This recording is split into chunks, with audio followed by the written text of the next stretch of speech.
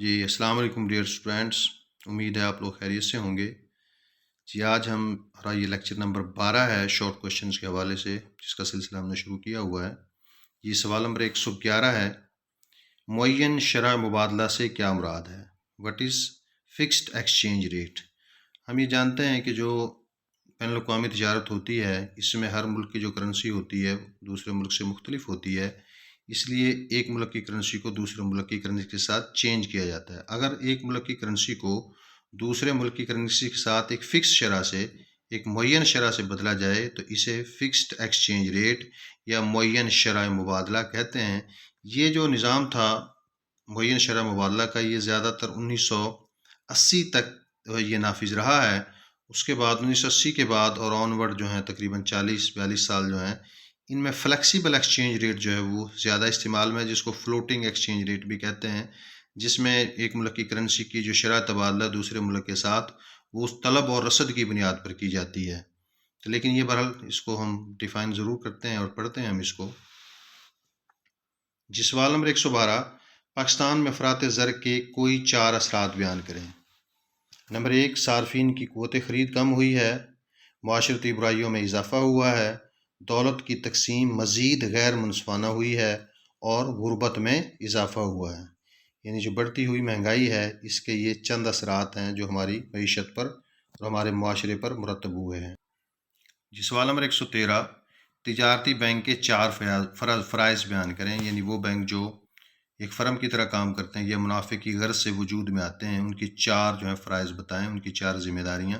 جی number 1، امانتیں جمع کرنا، یعنی لوگوں سے پیسے جمع کرنا، ضرورت مندوں کو قرضے جاری کرنا، ہنڈیوں کو بٹا لگانا اور لوگوں کی جو قیمتی اشیاء ہیں ان کی حفاظت کرنا۔ جی سوال نمبر 114، وفاقی حکومت کے اخراجات کی 4 مدات تحریر کریں۔ یعنی کہاں کہاں پہ جو فیڈرل گورنمنٹ ہے، جو وفاقی حکومت ہے، اپنی حاصل شدہ آمدنی کو خرچ کرتی ہے۔ جی ان میں ایک بہت بڑا خرچ جو ہوتا ہے وہ ملک کی دفاع کے اوپر ہوتا ہے، ملک کی سرحدوں کی حفاظت کے حوالے سے۔ سماجی خدمات کے محکمے، جس میں محکمہ صحت ہے، محکمہ تعلیم ہے، تو ان کو سماجی خدمات کے محکمے کہا جاتا ہے۔ ان کے اوپر حکومت پاکستان خرچ کرتی ہے۔ پھر قرضے اور سود کی ادائیگی، جو پاکستان کی جو وفاقی حکومت ہے، اس کے بجٹ کا جو سب سے بڑا حصہ ہے، جو اس کے اخراجات ہیں، وہ سب سے زیادہ قرضے اور سود کی ادائیگی میں صرف ہوتا ہے۔ اور امن و امان، ملک کے اندر امن و امان قائم کرنے کے لیے مختلف ادارے حکومت نے قائم کیے ہوئے ہیں، ان کے اوپر جو ہے وہ بھی حکومت بہت سے اخراجات کرتی ہے۔ جی سوال نمبر 115، کاغذی زر سے کیا مراد ہے؟ وٹ از پیپر منی؟ کاغذ کے بنے ہوئے نوٹ جو ہیں وہ کاغذی زر کہلاتے ہیں۔ اس میں کاغذی زر 2 طرح کا ہوتا ہے، بدل پذیر کاغذی زر اور غیر بدل پذیر کاغذی زر۔ جی بازار حصص سے کیا مراد ہے؟ عام الفاظ میں اسے ہم سرمایہ کی منڈی کہتے ہیں۔ ایسی منڈی جہاں پر مشترکہ سرمایہ کی کمپنیوں کے حصص اور تمسکات وغیرہ کی خرید و فروخت ہوتی ہے، اسے بازار حصص کہتے ہیں۔ سوال نمبر 117، تجارتی بینک کی تعریف کریں۔ ایسے بینک جو منافع کی غرض سے وجود میں آتے ہیں تجارتی بینک کہلاتے ہیں۔ ان کی 2 اقسام ہوتی ہیں، فہرستی تجارتی بینک اور غیر فہرستی تجارتی بینک۔ جی سوال نمبر 118، سیلز ٹیکس سے کیا مراد ہے؟ یہ بالواسطہ ٹیکس کی ایک قسم ہے۔ یہ ٹیکس حکومت کارخانہ دار سے وصول کر لیتی ہے اور کارخانہ دار قیمت میں اضافہ کر کے اسے صارفین کو منتقل کر دیتا ہے۔ یہ سوال نمبر 119، موافق توازن تجارت سے کیا مراد ہے؟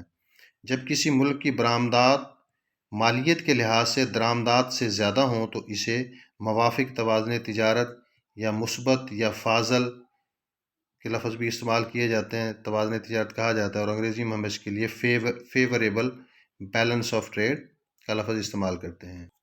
جی سوال نمبر 120، غیر موافق توازن تجارت کیا ہوتا ہے؟ یہ جو پچھلا کوشچن ہے اس کے بالکل الٹ جو ہوتا ہے، جب کسی ملک کی درآمدات مالیت کے اعتبار سے برآمدات سے بڑھ جائیں تو اسے غیر موافق توازن تجارت یا اس کو تجارتی خسارہ بھی کہا جاتا ہے۔ جی سوال نمبر 121، ٹیکس سے کیا مراد ہے؟ ٹیکس وہ لازمی ادائیگی ہوتی ہے جو عوام حکومت کو کرتے ہیں اور حکومت اس کے بدلے میں کسی براہ راست فائدے کا وعدہ نہیں کرتی۔ ٹیکس بنیادی طور پر 2 طرح کے ہوتے ہیں، براہ راست ٹیکس اور بالواسطہ ٹیکس۔ یعنی حکومت کو یہ لازمی ادائیگی ہوتی ہے جو یعنی بائنڈنگ کمپلسری ہوتی ہے، جو عوام حکومت کو کرتے ہیں۔ لیکن اگر کوئی شخص جو ہے یا کوئی ادارہ حکومت کو ٹیکس ادا کر کے حکومت سے اس کے بدلے میں کسی ڈائریکٹ بینیفٹ کا، کوئی براہ راست فائدے کا مطالبہ نہیں کر سکتا، نہ ہی اور حکومت ایسا کرنے کی پابند ہوتی ہے۔ سوال نمبر 122، فیکس آمدنی میں اضافے کے لیے 4 تجاویز دیں۔ نمبر 1، بڑھتی ہوئی آبادی کو کنٹرول کرنا، قومی آمدنی میں اضافہ کرنا، روزگار کو بڑھانا، سرمایہ کاری میں اضافہ کرنا۔ یہ چند تجاویز ہیں جن پر عمل کر کے ملک کی فیکس آمدنی کو بڑھایا جا سکتا ہے۔ سوال نمبر 123، پیشہ وارانہ حرکت پذیری سے کیا مراد ہے؟ محنت کی پیشہ وارانہ حرکت پذیری کا کیا مطلب ہے؟ جب ایک مزدور ایک پیشہ چھوڑ کر دوسرے پیشے میں چلا جائے تو اسے محنت کی پیشہ وارانہ حرکت پذیری کہتے ہیں۔ مثلا ایک مزدور کا بڑھئی کا کام چھوڑ کر کسی فیکٹری میں کام پر لگ جائے، ایک پیشہ چھوڑ کر دوسرے پیشے میں چلا جائے۔ سوال نمبر 124، طلب کے دباؤ کا افراط زر کیا ہوتا ہے؟ جب کسی ملک میں مجموعی طلب بڑھ جانے سے قیمتیں بڑھ جائیں تو اسے طلب کے دباؤ کا افراط زر کہتے ہیں۔ یعنی جو ملک کی مجموعی طلب ہوتی ہے، جو لوگوں کی ضروریات ہوتی ہیں، ان میں اگر اضافہ ہو جائے تو اس کی وجہ سے جو قیمتیں بڑھتی ہیں اس کو طلب کے دباؤ کا افراط زر یا ڈیمانڈ پل انفلیشن کہتے ہیں۔ سوال نمبر 125، مصارف کے دباؤ کا افراط زر کیا ہوتا ہے؟ جب کارخانہ داروں کی لاگت پیدائش میں اضافہ ہو جائے تو وہ پیداوار میں کمی کر دیتے ہیں، جس سے قیمتوں میں اضافہ ہو جاتا ہے، اسے مصارف کے دباؤ کا افراط زر کہتے ہیں۔ سوال نمبر 126، خسارے کے بجٹ سے کیا مراد ہے؟ جب ایک حکومت بجٹ میں اپنے اخراجات کے تخمینے زیادہ اور آمدنی کے تخمینے کم رکھتی ہے، اسے خسارے کا بجٹ کہا جاتا ہے۔ ایسا جو بجٹ ہوتا ہے عام طور پر تفریط زر کے دنوں میں یا سرد بازاری کے دنوں میں زیادہ موزوں ہوتا ہے۔ سوال نمبر 127، تخفیف قدر زر سے کیا مراد ہے؟ What is devaluation of money? جب کسی ملک کی کرنسی کی قدر دوسرے ممالک کی کرنسی کے مقابلے میں کم ہو جائے تو اسے تخفیف قدر زر کہتے ہیں۔ سوال نمبر 128، بارٹر سسٹم یا براہ راست تبادلے کے نظام کی 4 مشکلات بیان کریں۔ نمبر 1، 2 طرفہ مطابقت کا فقدان، ذخیرہ قدر کی دقت، پیمائش قدر کی دقت، ادھار لین دین میں دقت۔ سوال نمبر 129، بدل پذیر اور غیر بدل پذیر کاغذی زر میں فرق بیان کریں۔ نمبر 1، بدل پذیر کاغذی زر ایسا کاغذی زر جسے حکومت مطالبے پر مستند سکوں یا زر مبادلہ میں بدلنے کی پابند ہوتی ہے، بدل پذیر کاغذی زر کہلاتا ہے۔ پاکستان میں موجود تمام کرنسی نوٹ جو ہیں وہ بدل پذیر کاغذی زر ہیں۔ غیر بدل پذیر کاغذی زر ایسا کاغذی زر جسے حکومت جاری تو کرتی ہے لیکن اس کو مستند سکوں یا زر مبادلہ میں بدلنے کی پابند نہیں ہوتی، غیر بدل پذیر کاغذی زر کہلاتا ہے۔ پاکستان میں تمام جو سکے ہیں 1 روپے سے لے کر 5 روپے تک کے جو سکے ہیں یہ غیر بدل پذیر کاغذی زر ہیں۔ سوال نمبر 130، نسبت درآمد و برآمد سے کیا مراد ہے؟ کسی ملک کی برآمدات اور درآمدات کی مالیت کی باہمی نسبت کو نسبت درآمد و برآمد کہتے ہیں۔ اس کو فارمولے کی شکل میں ہم اوپر لکھتے ہیں، برآمدات کی مالیت اور اس کے ڈیوائیڈنڈ ہوتا ہے، جو تقسیم کنندہ ہوتا ہے جس کو ڈینومینیٹر کہتے ہیں، ہم اس کو ہم بٹے میں لکھتے ہیں اور اس کو نسبت درآمد و برآمد کہا جاتا ہے، ٹرمز آف ٹریڈ۔ سوال نمبر 131، متناسب ٹیکس سے کیا مراد ہے؟ ایسا ٹیکس جس میں آمدنی بڑھنے یا کم ہونے پر ٹیکس کی شرح یکساں رہتی ہے، متناسب ٹیکس کہلاتا ہے۔ یعنی آمدنی زیادہ ہو جائے کم ہو جائے ٹیکس کا ریٹ وہی رہتا ہے۔ مثلا 10,000 پہ 10% ہے تو 20,000 پہ بھی 10% ہوگا، 30,000 پہ بھی 10% ہوگا، 50,000 پہ بھی 10% ہوگا اور 5,000 پر بھی 10% ہوگا۔ اس کو پروپورشنل ٹیکس یا متناسب ٹیکس کہتے ہیں۔